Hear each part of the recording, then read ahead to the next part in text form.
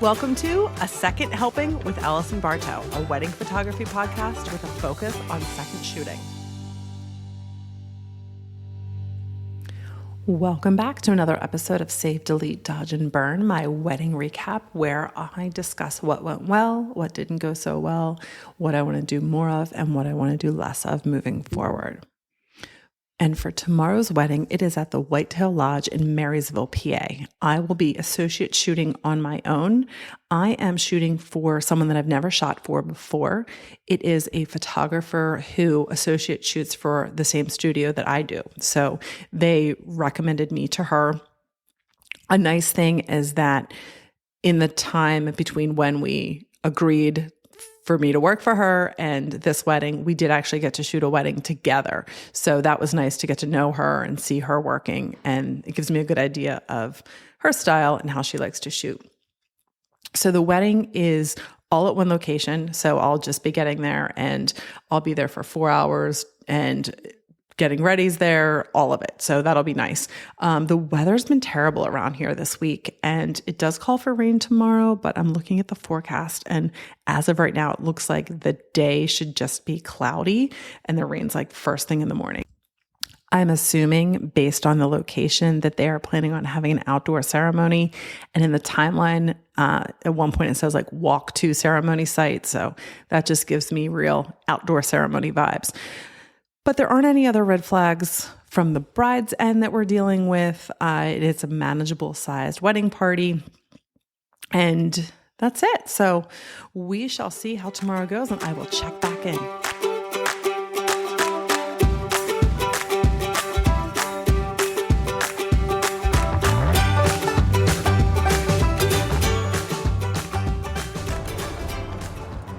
Hello, it is Saturday. It is the wedding day. It is sunny right now with some storm clouds up ahead. It has been super humid today with misting rain all morning. The forecast for where we're headed does call for thunderstorms throughout the majority of the day. So we shall see what they decide to do.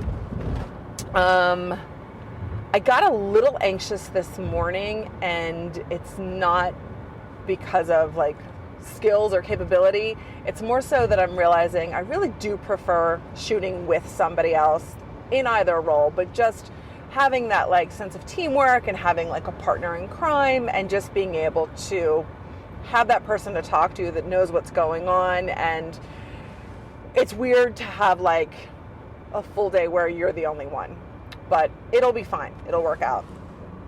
Also, I had a really odd experience the first time I associate shot, and I was on my own, and there was a lot of communication gaps. So I feel like I'm remembering that experience on a level, and that's making me a little bit nervous. Additionally, the photographer for this wedding is nice enough, and I did shoot with her a couple months ago. She's a good photographer. However, she reached out to me in January. We both shoot for, occasionally associate shoot for another photographer. He had recommended she reach out to me. She let me know that she needed someone for this date. She was kind of jammed up. And so we went back and forth over the rate. We landed on something that I think is fair. It's just that it is a lot of miles and tolls that aren't really included. But it's fine. It's what we agreed to. So then she let me know at some point that this was a wedding that she had donated. So she had donated this wedding, the photography, and then was approached with a paying job. So she booked that. So she kind of kept coming back to like, well, I can't pay more than this because, I had donated it. So I'm not making any money on it. But it's like, yeah, but you also then took another paying gig, so it's a little bit odd. And also, that's not really my doing. We're talking about what we're going to do to get this wedding shot. So that was January, and then mid-February, she sent an email to me and the bride, and it was titled First Draft, Bride and Groom's Timeline, and we got on the call. The bride replied all and said, hey, it looks like there are a couple of things in here that need to be adjusted. There's a different name for the groom. There's a different ceremony time. So I've also attached my timeline. So she had obviously some different times in there. Clearly she had her actual groom's name in there. We had the call. Everything seems good enough. I wasn't like too concerned. I did make it clear with the timeline what 4 hours I would be there and shooting, because I needed her to understand, you know, that if she wants all the cake cutting and things all the way through to the end, that wouldn't be included, and exactly what the end time was. So she was good on that. We ended up moving my start time back half an hour, and we went from 3.5 hours to 4 in order to try to cover everything that was important. So that all went fine. That was mid-February. So I was waiting to see a response email from the photographer with the updated timeline with the corrections, and it never came. So this past weekend, I just replied all, and I was trying to be super polite and just said, oh, hey guys, checking in to see if there have been any changes since our last communication, you know, updates to the timeline. And the photographer emails just me back and says, no, that's my, you know, final copy, all good. And I was like, ugh. So then I had to email back and kind of say, well, it did need adjustments, and I had to like point out what the bride had said on the call. And at the same time, the bride replied all and said, here's my timeline. And that looked fine. And so we're all squared away with that. But it just makes me a little bit nervous. I'm concerned if there was any other communication between, you know, the photographer that hired me and the bride and groom. Because anytime there's a breakdown in communication like that, it just makes me nervous, especially with my one experience associate shooting. So I'm hoping everything's fine. The biggest thing I think is like clearing up the timeline and making sure that I had the right times for the big events that she needs captured. So we should be good. And the weather just keeps kind of sun coming in and out, rain coming in and out. So we shall see. I will check in after the wedding.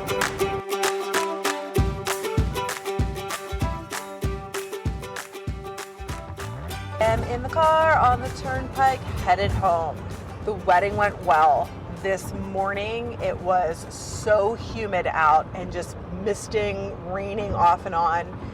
Driving there, it was just crazy clouds, a little bit of intermittent rain, but so humid and muggy.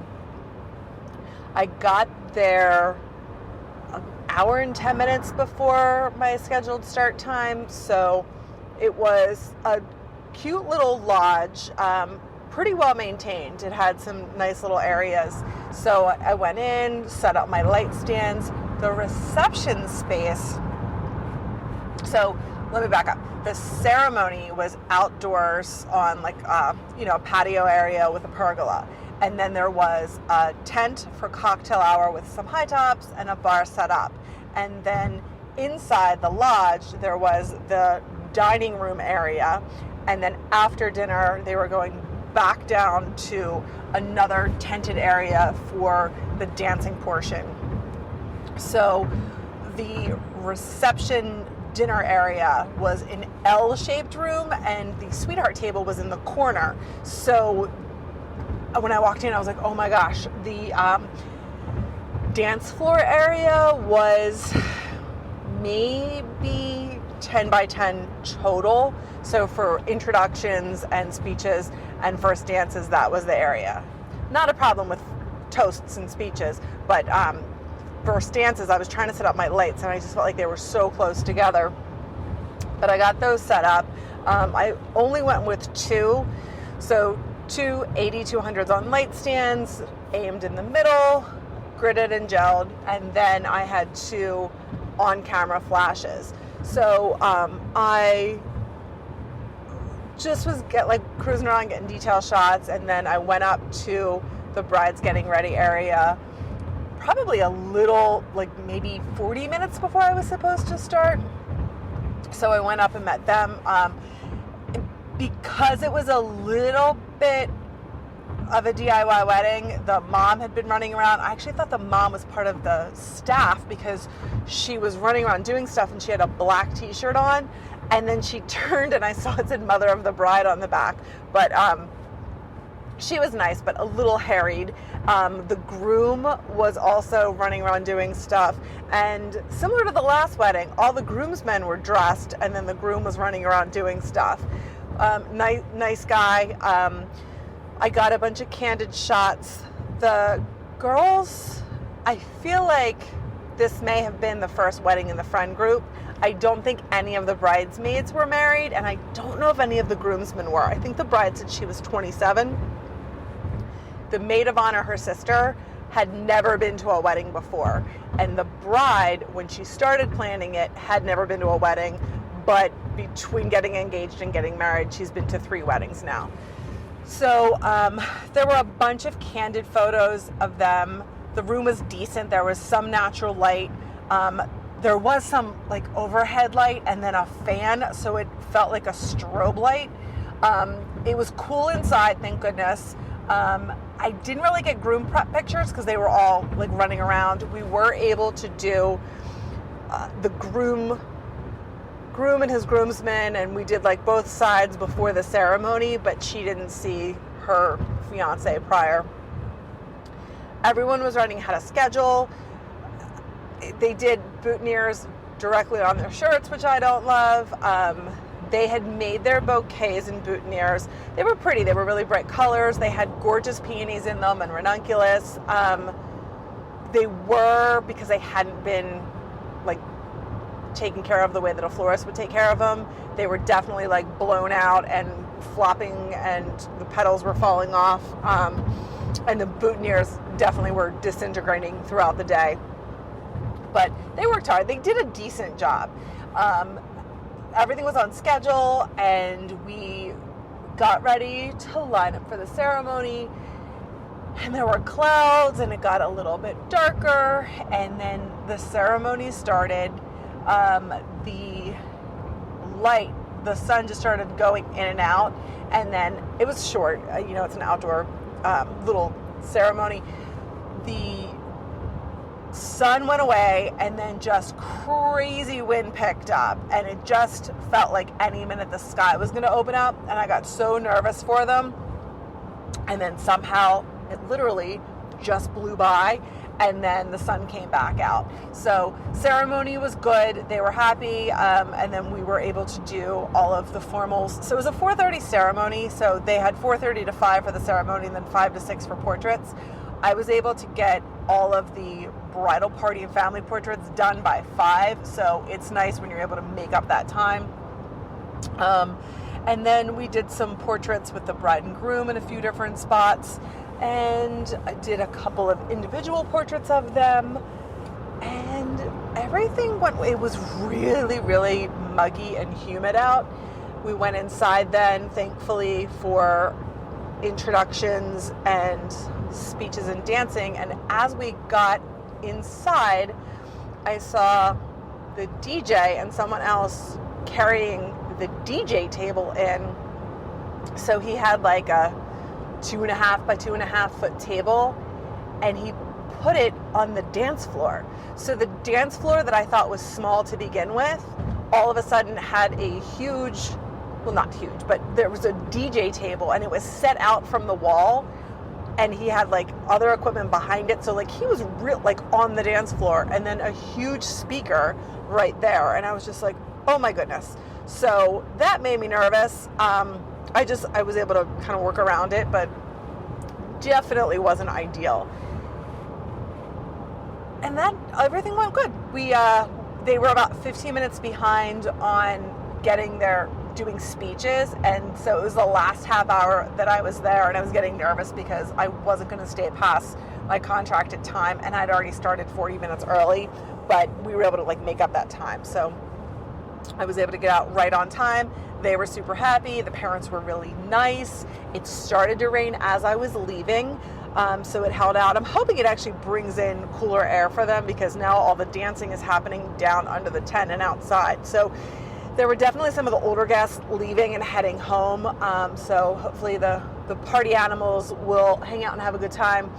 But we shall see. I'll download the photos and view them and see what else I forgot. I feel like there were a couple of other things, but they'll come back to me. So yeah, all in all, it went well, and they were really nice, and they seemed super happy. So all's well that ends well. All right, I'll check in later.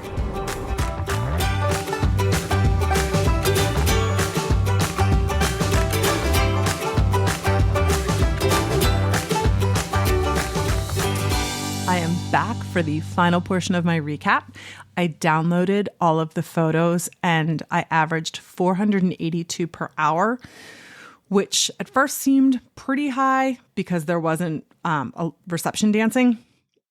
But then I was thinking about it, and I think part of it was because I was the only photographer. I wanted to make sure that I was really capturing everything and being thorough, and I was only there for 4 hours, so I really wanted to try to make sure I was getting everybody. So I'm okay with that number. Something else that I realized yesterday was the bouquets, they kept like floating up, and then they were like awkward, holding them a little bit awkwardly. And what I realized was because they made the bouquets, the flowers were like straight up and down and then tied with ribbon. And when a florist makes a bouquet, they actually angle the stems and they go around so that the bouquet is more of a mounded shape. And someone that's doing a DIY bouquet, it ends up being more of a presentation style bouquet. So like something that you would hand to like Miss America where you're supposed to cradle it. So I realized that's why they were getting high, moving up, because their arms weren't long enough to keep it low enough because it was like really long. So I realized that later. Something else I was excited that I remembered to do was a couple of the guys had glasses on with tinted lenses, and I'm traumatized from the time that I asked the young brother at the one wedding to take off his sunglasses, and he told me that they were his prescription glasses, and I felt really bad. So what I've been asking now is, are those transition glasses or are they sunglasses? So he was like, no, these are my regular glasses. And I was like, all right, great. So I felt better about that because I felt really bad when I assumed that the young guy was wearing sunglasses. One of the things that I want to do more of is trying to get more wide environmental shots to kind of show them where they are for their wedding. A challenge with this venue was, if you turn the one way, you had the parking lot in the background. So even if you tried to angle it, you were still kind of catching like sections of cars in there, which I hate. And when you turn the other way, even in open shade, you had like a really bright background, which I don't love that either. So it was a little tricky to find a really good picturesque spot where you didn't have to be kind of super tight on them. I have some that are a little bit wider, but I'd like to be able to go, just much wider. Posing, I'm getting more and more comfortable with posing. I'm feeling pretty good about like the groups and just getting everybody lined up, not in horseshoe shape, and just directing them. And then with the couples as well, that went well, but it's still crazy. I feel like I put them in a position and then I go to another position and I feel like my mind's blank. And then I'm like, there are more positions, but in the moment you just feel like, I don't know where else to put their limbs. So I'm going to just keep working on that. Something I did do that I learned from one of the Vanessa Joy YouTube videos was she has the couple just kind of stand there and she walks around them. So at one point I said, you guys just hang out, do whatever, comes naturally. I'm just going to walk around a little bit. And so they were just talking, and then I kind of walked around and I was able to get detail shots of like the back of her dress with his hands on them and then her looking at him and some different shots, and they were relaxed and it took some of the pressure off. So that felt really good. And along those same lines, when I was taking the parent photos, so the individual, like the bride with her parents and him, the groom with his parents, we would take the pictures, and then I would also make sure to say like, okay, just a couple with you guys looking at each other. And those ended up being some really nice moments. Additionally, because this was another DIY wedding and everybody was running around doing so much, one of the downsides to that is that I find that there are few emotional moments because everyone's like task oriented. So I definitely wanted to try to capture more of those meaningful moments. And that helped just having them, just instructing them to look at each other and take a little bit of time. So that was good. So overall, it went really well. Number of images seemed a little bit high, but I think it's good. And that's it. I want to work on wider images. I don't love the ambient light in the reception space for the introductions and the first dances. I feel like there was a little bit too much ambient light going on for the first dances. So I'm going to work on that.